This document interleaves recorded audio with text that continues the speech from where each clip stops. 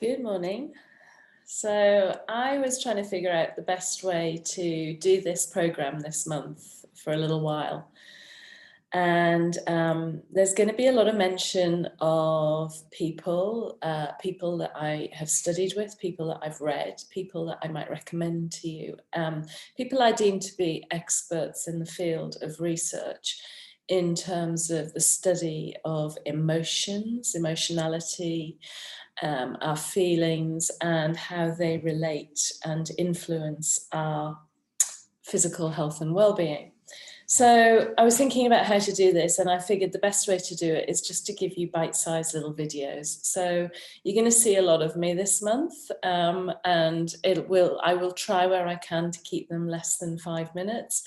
There is a lot of information, and this is why I think that our mid-month Zoom meeting would be a really, really good place for you to try and attend, because you can throw questions at me. I can't guarantee I'll be able to answer them all, but I will try. And if I can't, I will find you the information or the expert who I think is worth listening to. So this morning is really just about clarifying where we're going with this group. I gave you a general overlay of what I'm trying to achieve with you over the next 21 days, if you're willing to come on this journey with me. But I just want to go into a little bit more detail today about what you might try to do for 21 days.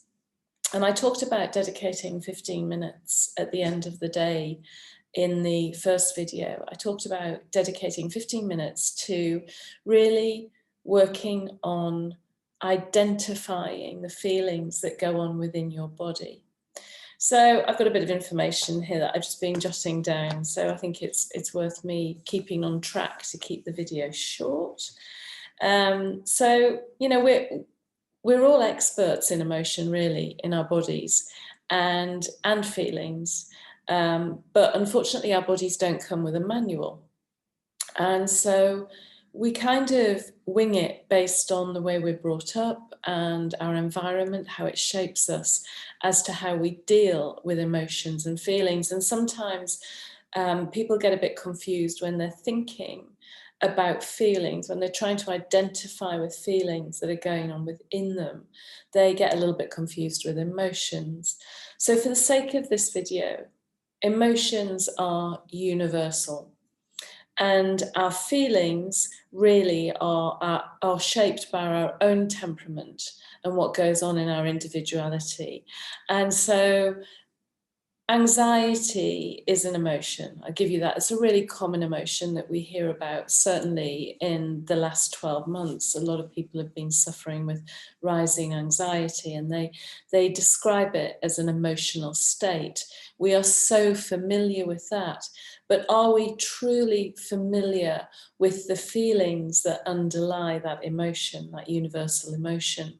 And they might be feelings of tension, of worry, of nervousness, even of panic in some people's instances. So it's about, yes, let's identify and call the emotion out that might be going on for us, but let's also go a little bit deeper and see what that feeling is beneath that emotion. And when we do that, when we ask ourselves, what am I truly feeling? It's not in a way of judgment. It's not because we want to call ourselves out. It's not a bad thing, no matter how negative that feeling might be.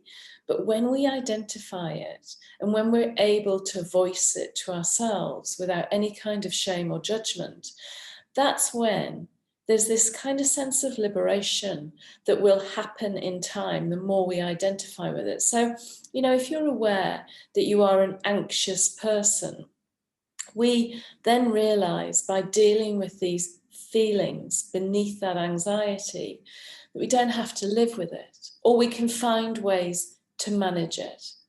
You know, if I talk a lot to clients about how we don't like to label, I don't like to label. Let's leave the labels at the doors of any mental illness, but let's go deeper beneath what it is you think you are dealing with. down into the core of your body, into those feelings.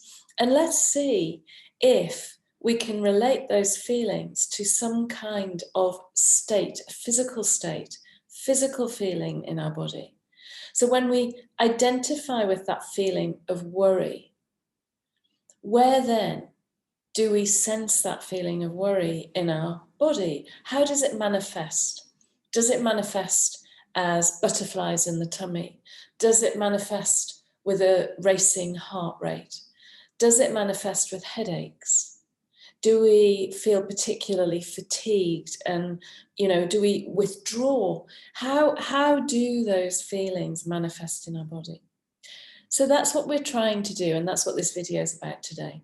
It's just about identifying, learning to identify the difference between our emotions and our feelings and the body sensation, because they're all related. There's no doubt about it. They're all related. And research is hugely encouraging in terms of, when we talk about our gut feeling, how that should be taken into consideration.